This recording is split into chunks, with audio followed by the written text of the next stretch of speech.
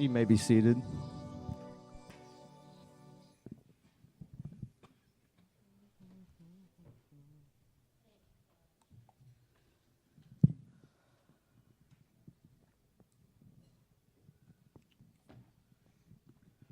We want to thank all of you for coming and supporting Zach as this is his last service. And just a couple things. Number one, the reason he calls me Paul is not out of disrespect. I quit answering to Dad and Daddy about 5 years ago. Still don't hear Dad, so they call me Paul, Pastor Paul, Paul Ayappa. And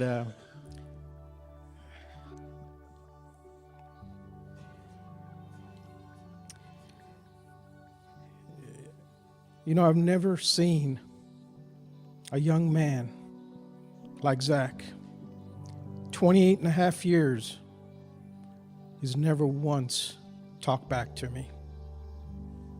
Never once disrespected me or his mother.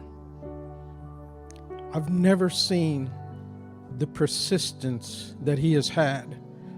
I remember when we were living behind Gala, he wanted to make a basket. I don't know, he was 3 or 4. Trudy's heart broke because he was out there for not a few minutes. I don't know if it was 2, 3, 4 hours. He wouldn't quit till he made that basket. When he has his mind set to something, he'll get it done. I can't tell you how proud I am of this young man. Can't wait to see what God has in store for him. In the 21 years that he has been here in this church, never once did he say no when he was asked to do something.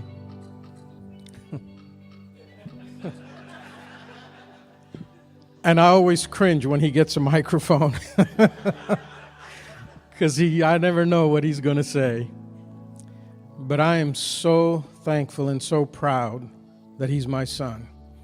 I'll just say one more thing and then hand it over to him. The first time I held him, just a couple weeks old, if that, I can't remember, but the first thing that came out of my mouth was in that Orchard Park Apartments on 4th Street.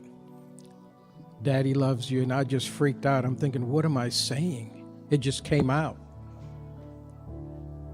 And DCFS gave us a struggle, a fight, but God. He spoke to me and Trudy the same night, said that he was going to part the Red Sea. And after that, God proved to be God. He showed everyone that when he has a plan, no matter who gets in the way or tries to get in the way, he's going to have his way. And I'm so thankful for that.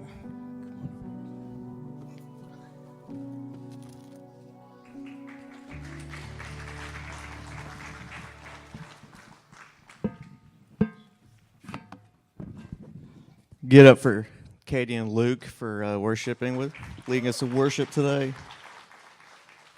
Appreciate it. Charlie, you could turn this microphone down a little bit. I am not that conceited. It wouldn't be a goodbye service unless I did a song, so I'm going to do a song. It's not your average church. We do hip-hop and worship, so deal with it. This is how I worship my Lord and Savior, but yesterday was the anniversary of my mom passing away this earth and embracing the throne room of God.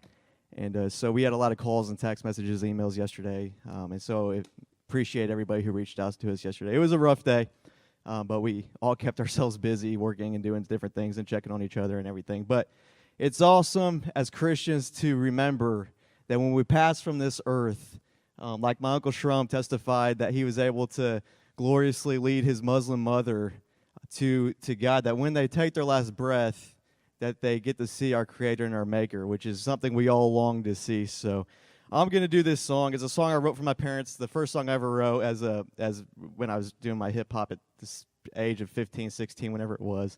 And so before we get started, I'm going to do this song. You guys have probably heard it 1,000 times.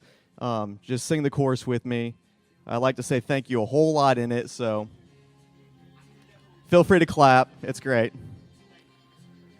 thank you for showing me his love. I said, thank you for never giving up. I said, thank you for answering the call. I said, thank you. You did it all. I said, thank you for showing me his love. I said, thank you. If this is my last song, it's got to be better than that. Charlie, will you turn it up a little bit? I don't know what's going on back here. I'm not feeling it. I wasn't conceited. Now I'm feeling real conceited, and I don't even care. Why's it got to be my fault? It is your fault. You're the sound man. I ain't taking responsibility. Let's try this again. No, we're starting over. Can everybody hear okay? Is that all right? All right, let's try this again. All right, I said thank you for showing me. Louder, Charlie, louder. For never giving up. I said thank you for answering the call. I said thank you. You did it all. I said thank you for showing me his love. I said thank you for never giving up. I said thank you for answering the call. I said thank you. You did it all. Dear mom and dad, I just wanted to say thanks for giving me a chance. Thanks for adopting me. You'll never know how much it means to me. Taking a poor little white boy into your family. I know that was rough and you had to make a sacrifice, but you answered call. Now I'm serving the living Christ. I'll never forget that day that God intervened in the court ruling went his way. March 1st, the year of 95. That's when the case was sealed and I began my life. I went from Shemansky to an Ayappa just 11 days before my 5th birthday. 11 years have passed and look at me now. I be rapping for Christ instead of working the dope house. Thank you, God, for sending me someone who cared even though I thought there was no one out there. Thank you for showing me his love. I said thank you for never giving up. I said thank you for answering the call. I said thank you. You did it all. I said thank you for showing me his love. I said thank you for never giving up. I said thank you for answering the call. I said thank you. You did it all.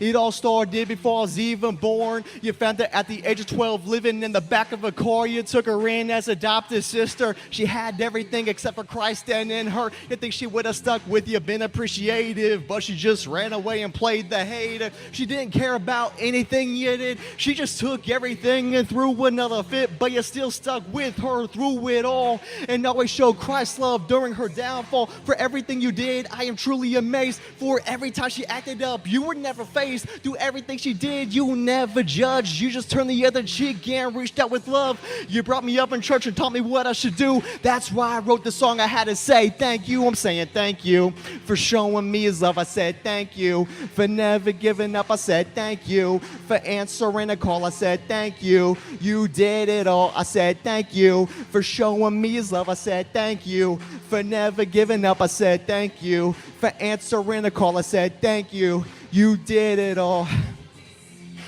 What's up now? I'm hers, I'm yours now. What's going down? She's fighting for my custody. I know she's gonna lose cause she couldn't refuse to get off all the booze. Little boy left in my crib all alone. She went to a party, there was no one home. My next door neighbor came in and got me. Made a telephone call to Trudy Ayappa. She was there to get me in the blink of an eye. She took me where her, cleaned me up real nice.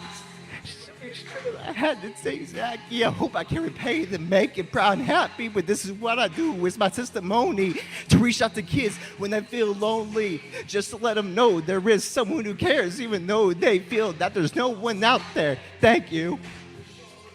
I said, thank you for never giving up. I said, thank you for answering the call. I said, thank you. You did it all. I said, thank you for showing me his love. I said, thank you for never giving up. I said, thank you for answering the call. I said, thank you. You did it all.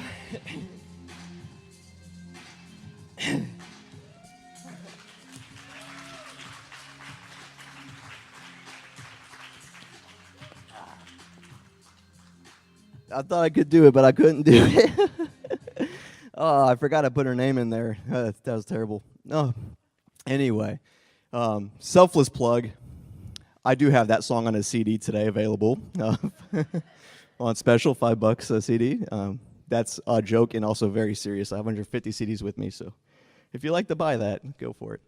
But like I said, thank you guys once again for coming. This is not going to be your average sermon by any means.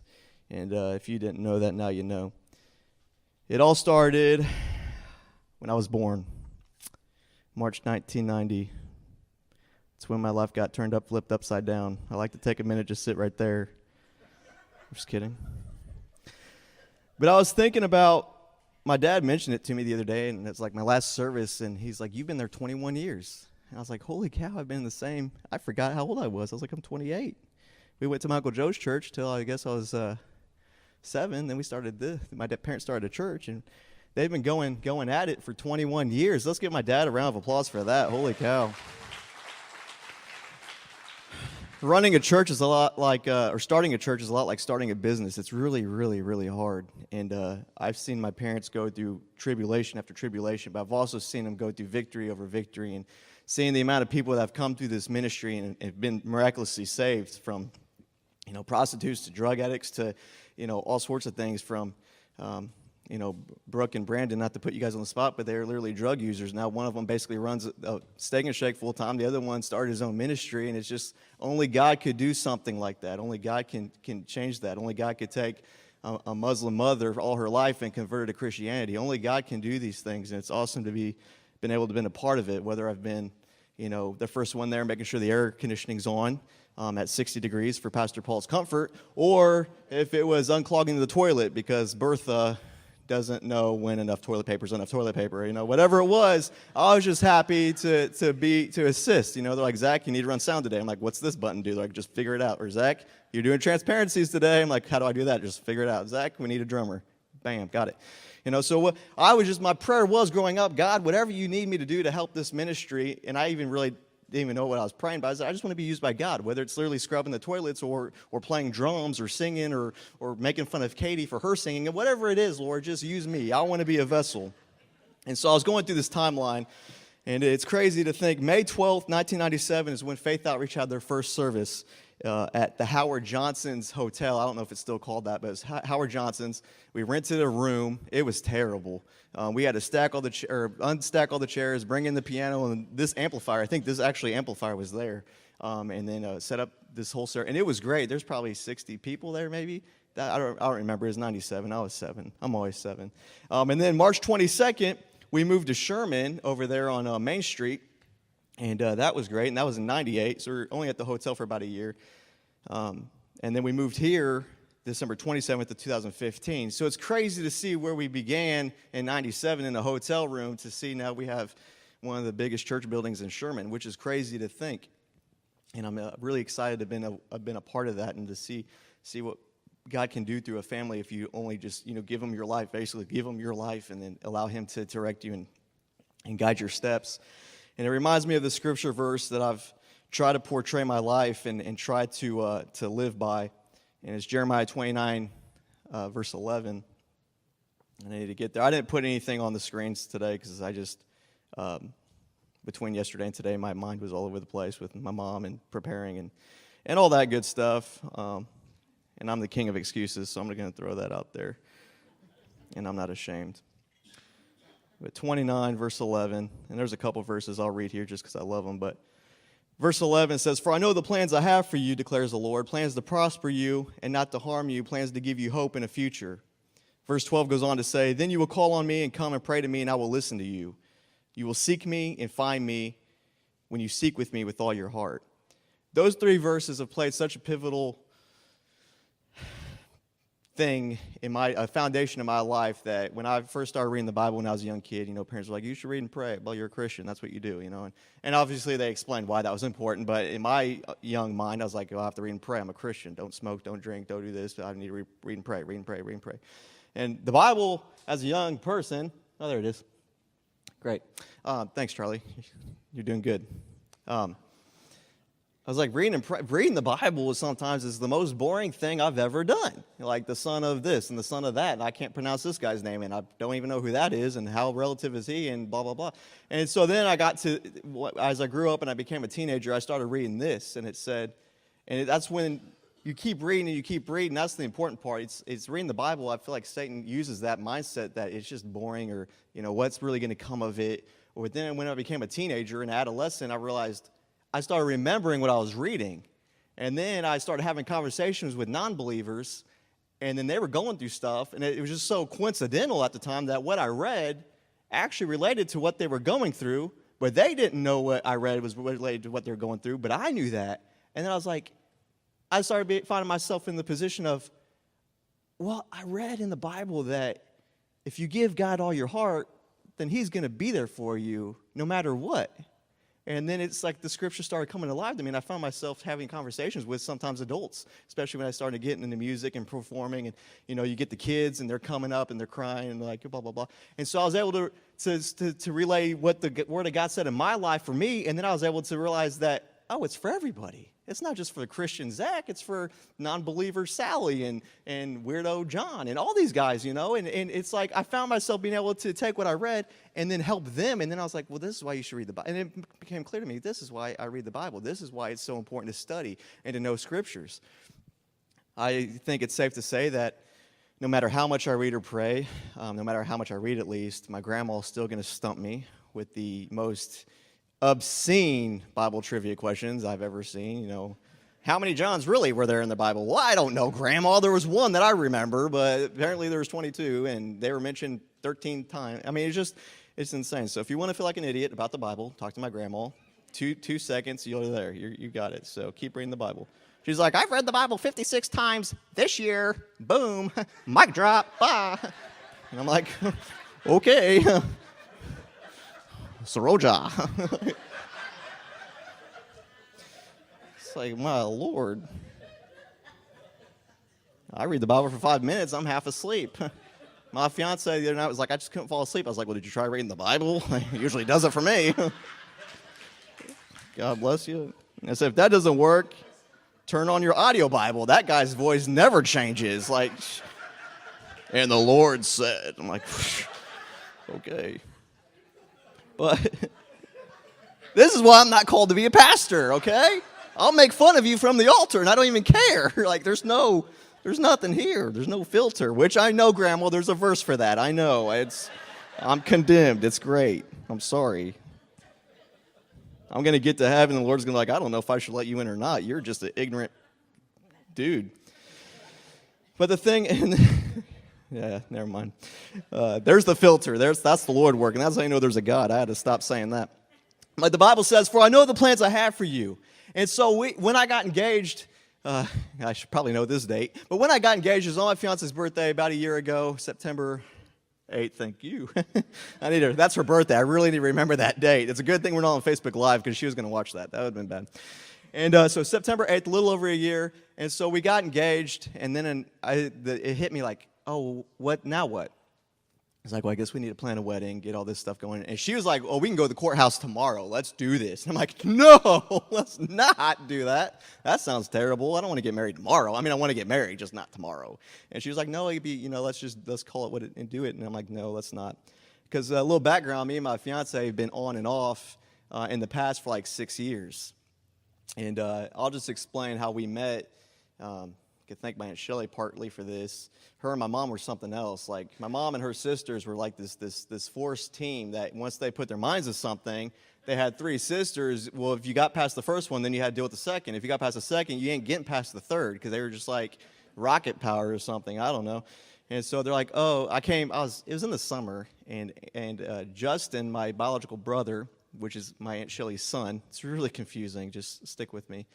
Well, he started dating Elise Steffen, and it turned out that they were meant to be, and so they got engaged and got married. They're doing really good, and Justin's actually a campus pastor in Joplin, Missouri for James River. Awesome man of God, just really grown in his walk with God, and just God's doing amazing things through that ministry. And so him and Elise have a beautiful baby girl, and they're doing really well. Well, before all this happened, before they were blessed and moved to Missouri and all that, shipped off, well, they're like, Elise has a sister. And this gets really, really sticky. Like 2 brothers married 2 sisters. There's got to be something weird going on. We're all adopted, so there's no chance that, she's my sister and this is real weird. So we checked all that ancestry stuff, and we're definitely not related. Because when you have 2 or more people that are adopted, odds are it's like, hey, do we know you? Do I know you? But we don't know each other, so it's great. But the thing is, and I'll just tell you how far God's brought me, even as a really ignorant Christian boy, is my Aunt Shelley and my mom were like, oh my gosh, Zach and Annie might be, this could work. And so my mom's like, Zach, we want you to go meet this girl. And I was like 16 or 17. I was a car. I was real busy. I think it was summer, so I don't think I was in school. And it might have been a Saturday, actually, so it wouldn't even mattered. But I was like running around, probably going to go play basketball with my friends or something. It was a real nice day. And they're like, Zach, you need to go to Aunt Shirley's house. And I'm like, why? Why am I going to Aunt Shirley's house? There's no family gathering or anything. She goes, well, there's Annie, Elisa's sister's there in town, and we just want you to go say hi. And I'm like, but why? Like, I wasn't even interested in girls like that. Like, had no time for relationships, wasn't even on my radar, really, at 16, 17. I was doing my own thing, trying to chill. And they're like, no, just go talk to her. Well, I get there, and I'm like, fine. I just did it to appease my mom. I was like, if this will get you to shut up about it, I'll go. I didn't say that to her, but that's definitely my mindset. I'm going to be honest. I'm in church. And I was like, okay, I'm going to do this. I'm just going to go say hi to this girl, whatever. Well, I get there, they're like, she's in the swimming pool. They're out in the pool. And I'm like, oh, okay, so you guys are setting this real up. She's in a pool, in a bathing suit, and it's going to be fireworks, and I'm going to fall in love, blah, blah, blah. So I get there, and I'll tell you what, I did fall in love. She was 16, 17. This girl was in a swimsuit with a pink swimsuit, and she was like on the edge, and the wind picked up or something, or they turned a fan on her because her hair was blowing. I'm like, okay. Hey, how are you? What's up, girl? Like, I was like, hey, my name's Zach. Nice to meet you, blah, blah, blah. The thing they left out was I went to shake her hand because I'm a polite guy, and I'm just going to say it because everybody knows her. She had 3 missing fingers on her right hand. And in my mind, I was like, Mom, you could have told me. Like, that was a game stopper. Like, I was like, nope, can't do it. We're going to go to the park and scare all the children. I can't do this. I got Zach and I got the claw. Like, we can't do this. And she's totally cool with this. I told her this story. I got permission, so I ain't in trouble. But that's how conceited I was. I'm like, my mom couldn't have the nerve to tell me what to expect. I'm a 16-year-old punk who loved God. I was a punk that loved God, but this girl only has 2 fingers. Like, come here. Like, what are we supposed to do? Like, where do I put the ring? I don't even know. Like, how does this work? And then that started our relationship, and we were on and off for 6 years. And just finally, we got back together this last time. Me and my family took a trip to Kansas City just to get away for a weekend. And she ended up being there. I don't even know how she ended up being there, but she came. She was there, and I was like praying about it. Maybe this is what God wants. Maybe it's not, but I just need Him to speak to me. And I felt like there's a reason that she's still in the picture. There's a reason that she hasn't moved on, you haven't moved on, blah, blah, blah. So we had a conversation one night, like midnight, in this hotel lobby, and I said, listen, I do love you, and I think you love me, and it's like, if we get back together this last time, we're not breaking up. Like, we're just going to do it. We're going to figure it out, because she's always lived in Missouri, I always lived in Illinois. Hard distance relationships are hard. Like, it's just a hard thing. But we did it. We agreed that we were going to start seeing each other, and became official, and God's blessed our relationship ever since. So then we'll fast forward for however long we dated, and then I took her to the movie It, which is a great movie. If you like clowns and all that stuff, it's a great, great movie. And I coordinated with Showplace 12. I went in there and I said, I want to get engaged to my fiance tomorrow. It's her birthday, and I only gave him a 24-hour notice because that's when I thought of it, and that's how usually I work, short increments. And she's like a planner. She's like, no, we need to know what we're doing for Christmas of 2019 today. And I'm like, no, we don't. Like, I might not even be here. I don't even know what's going on. But anyway, I go to Showplace 12. They're like, you want to get engaged here? And I said, yeah, I want to propose to her here. Is that cool? And they're like, well, what movie? And there's like some chick flick. And I'm like, no, not that one. We're going to go see It. And they're like, you want to get engaged to It? Like, and I said, yeah. And then Cody, one of my best friends, was like, yeah, that's not a good idea. Like, that's a terrible idea. And then he actually called his cousin Luke and said, Luke, you need to call Zach because Zach's going to take his fiance or his girlfriend to a really scary movie on her birthday. And then he's going to propose to her in front of a bunch of clowns, literally and metaphorically. And Luke calls me, and I told him my plan. He's like, I guess that could work. Good luck. If it doesn't work, sorry. So he's like, you know what you're doing. And so we get to the movie. I'm obviously a little nervous. I got the ring in my pocket, blah, blah, blah. And I coordinated with the staff. I ended up knowing some of the staff there, so it was great. And all the staff actually came in. They stopped their jobs and they came in to see how this was all going to go down. And so it was her birthday. So I was like, hey, I just want to surprise my girlfriend today, and we're all going to sing happy birthday to her. And so we all sang happy birthday to her. She's not she doesn't like the attention like that. She's like behind the scenes, like type of chick. And so I brought her up front to 100 people she did not know, and we all sang happy birthday to her. And then as she turned around to go to her seat, I said, I have one more surprise for you. And as she turned back around, I was on my knee with the ring. And she said yes, and it's been bliss ever since. And so then get to that part. And so then it's like we get engaged. Beautiful love story, I know, not twisted at all. And so it's like, what in the world do we do now? Like, are you moving to Illinois? Am I moving to Missouri? I have a business. You have a really good job. You have a house. And so we were trying to play with this, and so we were going, but praying hardcore, and talking to my dad, talking to my family, and she's talking to her family. And I come to find out when I was writing out my pros and cons on a piece of paper, because I'm a visual type of person. I have to see the good and the bad and the ugly.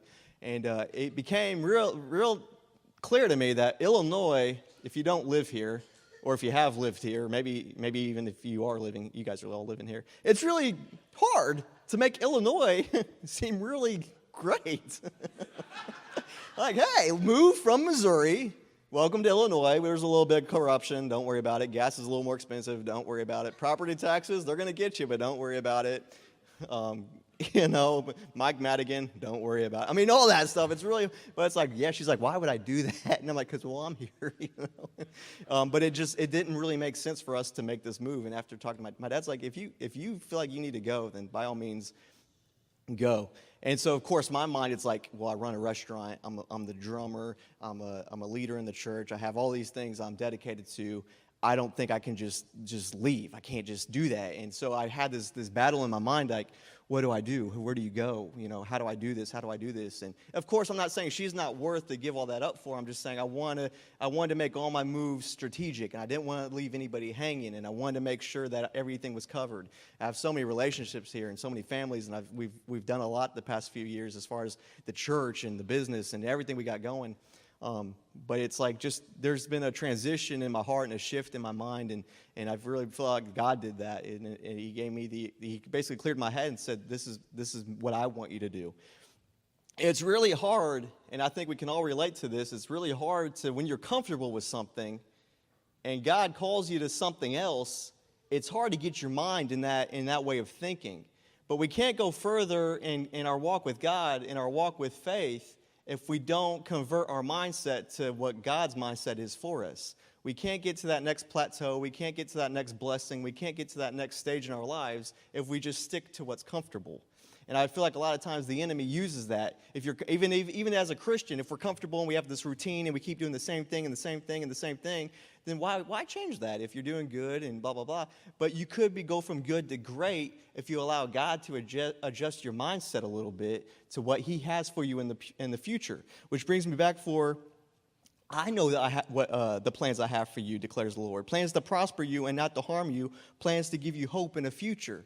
So I was thinking I'm like, I can't leave Illinois. That's ludicrous. I can't do it. That's crazy. And then I go back to this verse, and God's like, well, why can't you? If I'm calling you to do something, why don't you just obey me?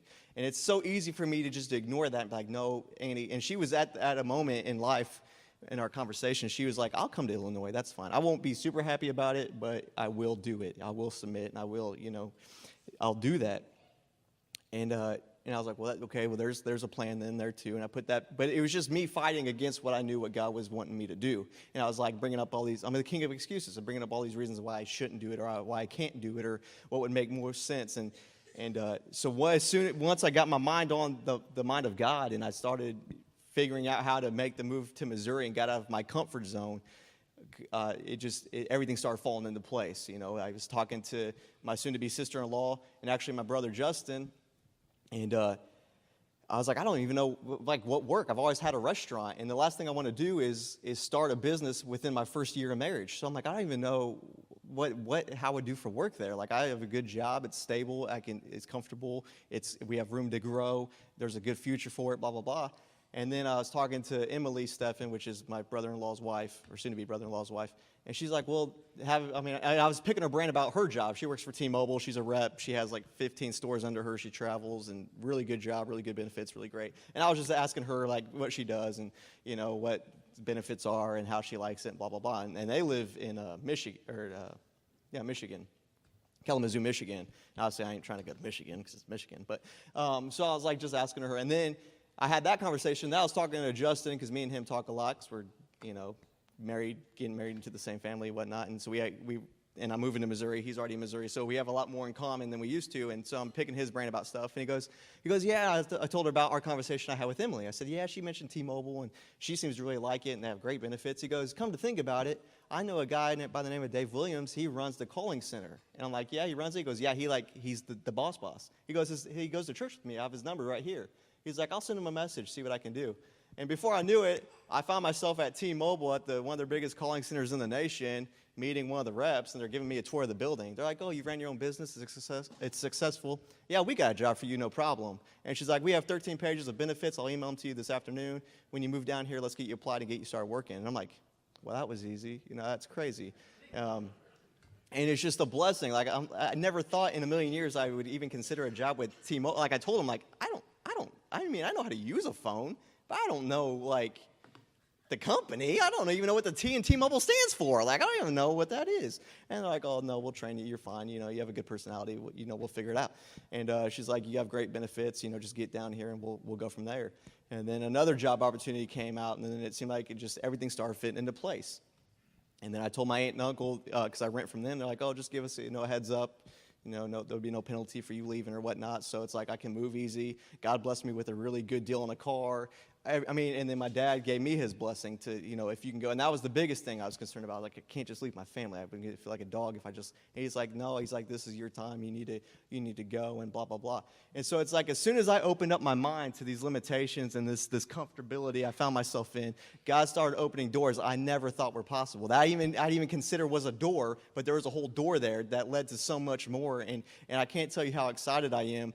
And how this is such a bittersweet thing because I love where I'm at. I love my family. I love my friends. I love everything we've established and everything we got going. But I'm also excited for the future. I'm excited to see what God does through all this. And that's why I titled this today, Faith Not Fear. Or you could call it faith over fear. You have to have faith in what you feel like God is leading to. Because I have to believe when we were setting up in that church in that hotel that me and my family, because I was so young, but I can't believe they just sat there and said, well, this is it. We're gonna set up in this hotel room every Sunday morning at 10 o'clock or 9 o'clock in the morning, and we're going to do this for the next 21 years. I can't imagine they sat in that room and that's what their mindset was. No, I can't. I imagine that they're like, no, God, this is the first step, and then God's got something better. And then about a year later, we found our own building. And then some more years later, numerous years later, they never said, this is all God has for us. We've got to the biggest step of our church, our walk with God. This is it. No, they said there's got to be more. And I can't tell you all the miracles and doors open that it took for us to get this building, but here we are in this building. And you could take the same look in your own walk with God, how you came to find Jesus Christ in your own life. What God brought you from. Like my buddy Juan here, I can't even begin to tell you what all he was involved in. And the next thing I know, me and him were side by side on the streets, witnessing to teenagers and to drug dealers and to, we're going all over East Peoria and Peoria, and then he became a youth pastor and doing we have some crazy amount of stories. And then me and my dad, we had taken road trips with other church members going to Nashville, Tennessee, and then bringing back a homeless guy with us who was about to die, and and then Charlie who almost had a death sentence of cancer, and then God healed him. There's just so many stories just in this very room that we can reflect on, but we don't have to settle for the here and now. We don't have to settle for what we're comfortable with. God has more for us, even right where we are. God has more for our lives, and maybe it's not clear, black and white, exactly what those moves are, but God has more for us, and there's always more, because God knows the plans He has for you. It's up to us to figure out what those plans are, and it's up for us to get that mindset of Christ. But if you just stay in your little circle and you keep doing the same thing and stay in that, and I'm not saying there's anything wrong with that, but I'm a type of person where I can't just settle for the here and now. There's got to be. I've always thought in my life there's got to be more than this. There's got to be more than just going to church on Sunday. There's got to be more than going to prayer meeting on Tuesday. There's got to be more than going to work every day and earning a decent income and paying my taxes and doing this and buying a car and getting a house with a nice picket fence and maybe a pool. And there's got to be more to all that. And then it's like as soon as you open up your mind and you allow God to reveal stuff to you, it's all about winning souls for God. It's all about going to the lost and winning. I tell every person in this room, whether you're 2 years old or you're 89 years, however old you, 102 years old, you will never be satisfied in life unless you're living out the calling God has for your life. Now, if you're happy with going to your 9-to-5 job every day and working and doing that, great. And that's probably a front. You're probably not super excited about tomorrow morning, 9 o'clock, pulling into work. If you got Starbucks, it makes it a little better. If not, probably not. The point is, God has more for you. And a lot of us know what that is. But a lot of us are too afraid to figure out what that is, or too afraid to take the steps to get there.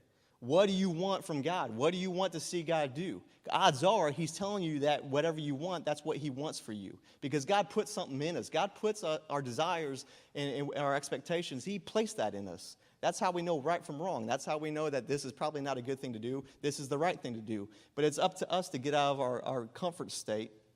And it's up for us to figure stuff out. You can't just expect God to do everything. You have to put things in motion.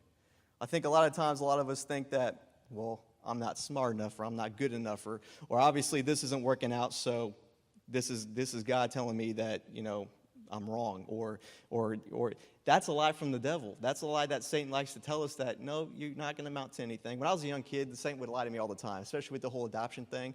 I was very grateful to be adopted, but when I became adolescent, teenage, I really started having my own thoughts and thinking for myself and realizing what adoption meant and all these different things. Satan would attack me the very moment I started thinking about anything. Satan was right there saying, you weren't planned. This is a mistake.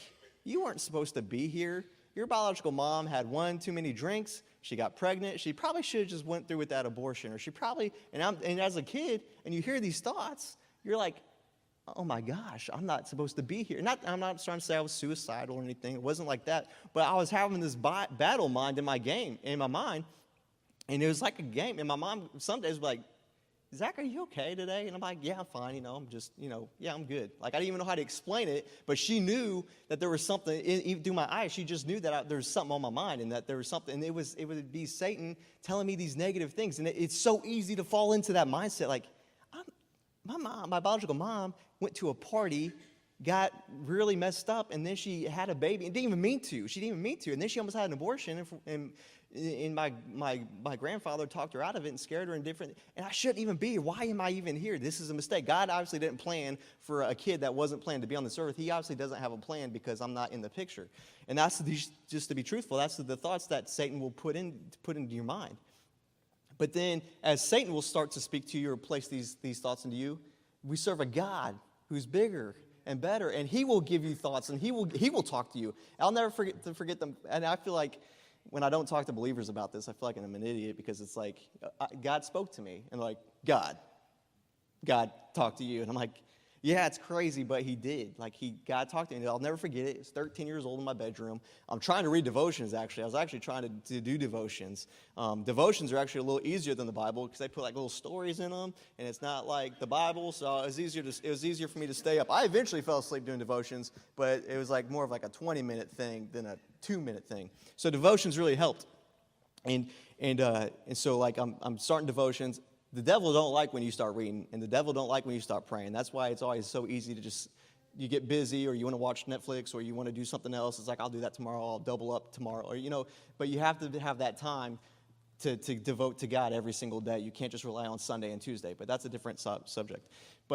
So I was starting devotions. The devil starts these thoughts and these lies as I'm having these negative thoughts. The devil just jumps on board. Boom, boom, boom. You're not supposed to be here. You're a mistake. Blah, blah, blah. And then Satan's like, God was literally like, what's up? Plain as day. And in my mind, and you guys probably heard me told this story before, some of you maybe not. In my mind, I always thought that God would speak like a king, or like in the New King James Version, like, hey, thy son, it's the third day of the week. On the like thous and these and I never thought I'd really be able to understand him. Like, I'd need my dad here to break this down. Like, he said this, what's it mean? Like, but he's just, hey, what's up? And that's what he said to me. I'm plain as day. I'll never forget this day as long as I live.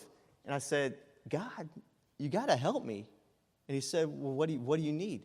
And I said, I don't understand why I'm having these thoughts. I don't understand why I'm here. I don't know what there is to all this. Like, if I've been raised in church, I've heard all the Sunday school stories. I don't get what, if this is all real and this is all true, I want you to help me figure all this out. I want you. And he said, okay.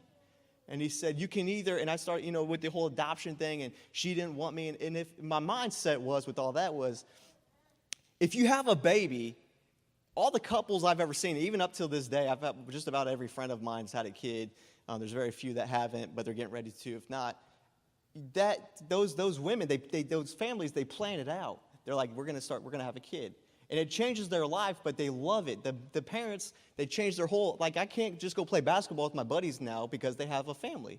And I respect that, and I get it. Like, I'm like, oh, you have stupid kids now, we can't do no. No, it's like, no, we have a birthday party, or we're going to the park today, or we're doing this. But they took the focus off of us hanging out and us, messing around to, no, this is what I'm focused on now. This is what my life is now. Not that we don't ever see each other, but that's what it is. It's not 5 days a week anymore. It's like 1 or 2 days. And I get that. And so it's like, my thing was comparing those scenarios with this one. I was like, why didn't my biological mother, when she found out she was pregnant, make the necessary adjustments? Why didn't Catherine stop drinking, go to rehab, get a house or an apartment, whatever, go to better her life in order to make a happy family for us? Like, why wasn't I good enough of persuasion? Why wasn't her being pregnant with me good enough for her to want to change her life and get out of her comfort zone and get out of her thing? Why didn't that want her to do better? And of course, I'm thinking she didn't do better. She actually got worse. She did more drugs. She kept drinking. The doctor's like, you can't do this if you're pregnant. You gotta stop. And because of all that, same thing with my older brother, Justin. He was a little worse off than me because she was a little younger when she had him. And it's a miracle that he made it, and it's a miracle that I made it, and even our younger brother who's out there, it's a miracle. We're all miracles. And so to try to even explain how we were birthed and where we're at today is a miracle. There's no coincidence there. It's God had his hand on us. But to think that and be in that mindset, I said, God, why didn't she want to change? Why didn't she, stop doing her ignorance and just figure it out? And just give me up like that. It just doesn't make sense. It doesn't. And so God's like, you have two choices right here. You can either blame me, you can blame life circumstances for what's happened, or you can actually look at what I've brought you from and where I've brought you to and where you're going. And then in that moment, I realized that God was right. I said, my very next statement to God was, I'll never question this as long as I live. I will never once look back. I'll never have a pity party. I will never. And that's when I realized 100% that God was real and God was faithful and God was true. Is because he knows each and every single one of us. He has a plan for our lives, and he knows where we came from and what he's brought us to and where we're going, because he knows the plans he has for our lives. Whether you're a kid that's being adopted, or whether you're a kid that's engaged, moving out of state and starting a new career and starting a family, all of that, he knows everything about us. He knows the hairs on our heads. He knows he has everything covered. As long as we get out of our comfort zones and we learn to trust him, we'll be able to exceed in our lives. And I found this little article that really kind of spoke to me as I was getting prepared for today. And it's titled Famous Failures. And there's a lot of times, like I said earlier, that a lot of us don't feel like we're even worthy enough, or that God doesn't have a big calling on our lives. No, God has a calling for everybody.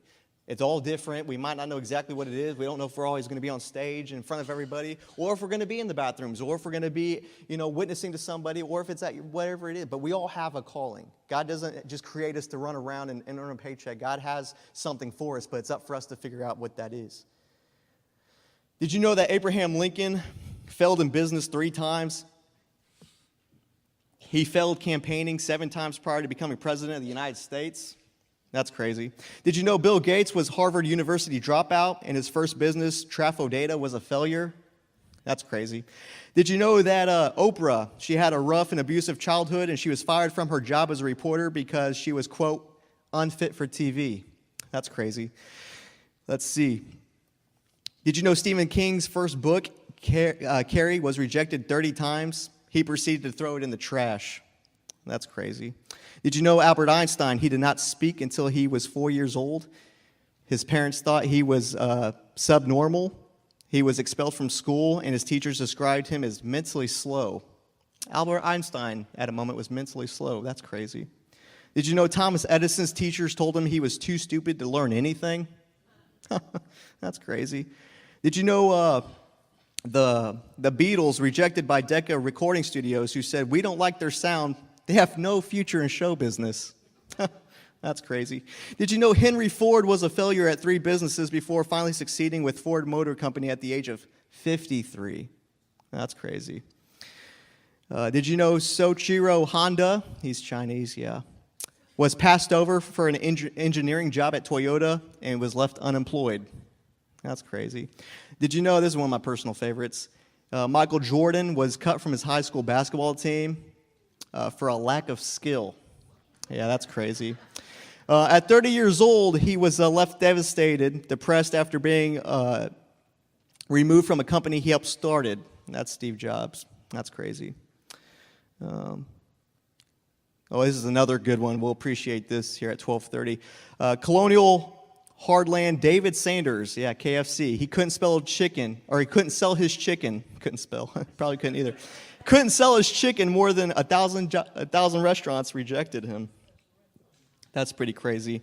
J.K. Rowling was unemployed, divorced, and raising a daughter on Social Security while writing her first Harry Potter novel. Her novel, Harry Potter, was rejected by 12 publishing houses. At the end of this, it says, if you have never failed, you've never tried anything new. And if God can do, and I'm not saying necessarily that, I'm not trying to praise these people by any means, but it's just a good illustration that if God can do things in those people's lives, God can do things in our lives. God can, He loves us just as much as He loves Michael Jordan. God loves us as much as He loves, we don't have to be, like I said, on some national network or whatever, but my point is, you can't do something new unless you've tried. And you might fail, you might get uncomfortable, it might be really, really hard. But we can't expect God to do anything new in our lives if we're not doing anything new in our lives. We can't expect God to change if we're not willing to change. And as my time with you guys comes to an end, I wanted to just encourage you that this is not the ceiling of what God has for us. This is not our stopping point. This is not what the end. This is just the beginning. God has so much more for this church. He has so much more for us each individually. I'm blessed to say that with Zach's Wraps, I was trying to figure out what to do with that as I was moving. We're going to sell it, or we're going to just close it. And it's been a blessing. We've put in the work. We've set a really good foundation. God's blessed our restaurant in the White Oaks Mall. Throughout the 6 years we've been around, there's been a lot of triumphs. There's been a lot of defeat. There's been a lot of everything emotionally. But we've set a good foundation, and we give all that glory to God that it's successful, and it's been a blessing, and sometimes in disguise, but it's been a blessing, and I'm happy that people love it. We were nominated this year for Springfield's Best Gyro. I'm in a mall that's not always busy, but somehow we're still being recognized, and I give all glory to God for that. And even more so than that, more than the food or the accolades or the money that's been made or any of that stuff, the people that business has allowed come through my line and impact. I can't tell you how many mall employees or customers I've had come and literally break down while I'm cooking them a cheeseburger. And they don't even know me. Like, they don't know I'm Zach of Zach's Wraps. They don't know my dad's a pastor. They don't know what my background is. But this dude, literally, this one dude told me he's on the verge of suicide. Literally, this is 2 years ago. And some black male came, and he was like real mean. But you learn to deal with customers, it's customer service. Hey, how you doing today? Blah, blah, blah. Get out of my line. You want extra pickles? Great, So you just go through the motions, cook the cheeseburger, try to be nice. And at the end of it, he's like, man, I'm sorry. My attitude stinks. He's like, I'm about done. And I'm like I'm thinking of work. You're a mall employee. You're about done. He goes, no. He's like, I'm about to end it all. I can't do this anymore. I just lost my kids. My wife left me. I found out she was sleeping with another dude. I just literally broke down right in front of me. And I'm like, well, this is awkward. Not awkward, but this is weird. I'm trying to, but at the same time, it's like as a Christian, you live for those moments. And it's like, and I told my guy, I can't remember who was working. I think it might have been Quentin at the time. But I said, Quentin, I'll be right back. And I went and found this guy. He was sitting in the food court. I sat down with him. I said, man, we're just going to pray real quick. I said, you don't know me. I don't know you. But I know that you're at your wit's end, because you just told me. And I know somebody that can help you. And I prayed with him. He started crying. I said, don't give up. Don't give up. Whatever you do, don't give up. You have to fight for those kids. You have to fix broken relationships. You got to do whatever you got to do, but you have to seek after God. And he said, man, he's like, I've been trying to get back in church. I left the church. I got hurt, blah, blah, blah, blah, blah. And my grandma's been on me, blah, blah, blah. We did that day, went by, kind of forgot about it. And, we'll have a couple of different scenarios. That guy came back. And he said, you're that guy, right? And I know exactly who it was. I said, yeah, man, how you doing? I'm glad to see you. And he said, Because when he came back the second time, my back was turned. If you see the setup of a restaurant, the grill's in the back. And so a lot of times my back's turned, I'm cooking. And he said the same phrase he said when he came the first time. And so I knew exactly, he said, what you got that's good here? And so I turned around and I said, hey, man, how you doing? Blah, blah, blah. And he was 100% different. He said, dude, I got custody of my kids. He said, me and my wife were working on some things. He said, I didn't lose the house. And he said, it's all because that day you prayed for me, dude. And he's like, I can't explain any other way. And I was like, dude, it's not me. It's all God. You just keep. And he's like, well, I know. He's like, I just had to come tell you that if it weren't for that day, I might not be here today. And just that right there it was worth all the hours of work and all the hours of being in the mall and all that was because God will set up situations and scenarios that only He can set up. But if you're willing, no matter if you're like I said, if you're at a drive-through, if you're at your job or wherever you are, God will let you do things. And sometimes you have to get out of your comfort zone and you have to realize that God has a plan, God has a purpose, and God has a reason on why we go through the things we go through.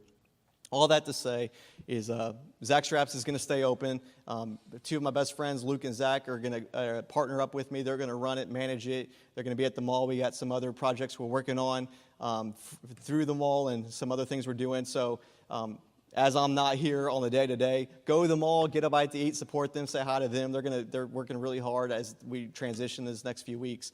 As for me personally, October 9th, it looks like it's going to be my last day physically in the mall working, and that's when the official transition will take over. But and then the rest of the week I'll be moving more to Missouri and starting with T-Mobile and getting ready for the wedding. We're getting married November 3rd. It's like in Missouri, so not everybody can go. I'm sorry about that. But I appreciate just all the relationships I've made here, from Juan to Bob Kennedy to Becky to I can't name all you guys, but everybody here has played Vito. I have to you've played such a pivotal cornerstone in my life, and I can't thank you enough for being there for my father and for being a father to him.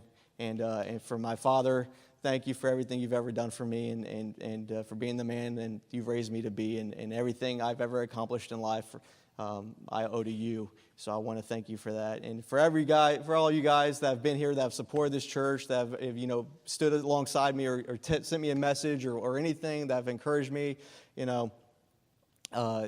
thank you guys. I can't say it in any other words. I'm excited about the future. I'm excited what God has for this church.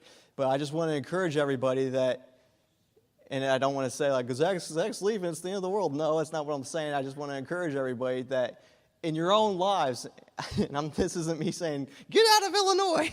This is me saying, go after God more. I want to see you guys do more. And just because I'm like I'm not on some high because I get to leave and I'm starting something new, and that's all exciting and that's all great, but I'm still really nervous and really, I'm as excited I am, it's very bittersweet because, like I said, I am been doing the same job for 6 years. I've been in that mall for 6 years, doing the menu, doing specials, building relationships, and I love it. We have a franchise idea. Like there's a lot of plans up here, but sometimes God says, no, we're going to try this, or no, you're going to do this, or no, and I could have been like, no, I'm going to do it my way. Annie, come to Illinois. We're going to do stuff. And it's really a step of faith. And I'm not trying to brag or anything, but my dad taught me that sometimes God doesn't always have all the answers. He just tells you to do something, and that's when your faith kicks in because you just have to do it. So my encouraging word for you guys is sometimes it's real fearful and it's real scared, and we want to think that because of our fear, that's not God. That can't be God. Why would God tell me to do that? No, that is God. And you just have to trust that what He's saying is what He wants you to do. And it's going to be scary, and it's going to be challenging, and it's going to be, at times, but for God says, I know the plans I have for you to give you meaning and to give you purpose. And He's not going to let you just do something crazy and do something drastic and leave you hanging. He's going to be there for you each step of the way. But it's up for us to just do it. Like Nike says, just do it. So sometimes we just have to do it.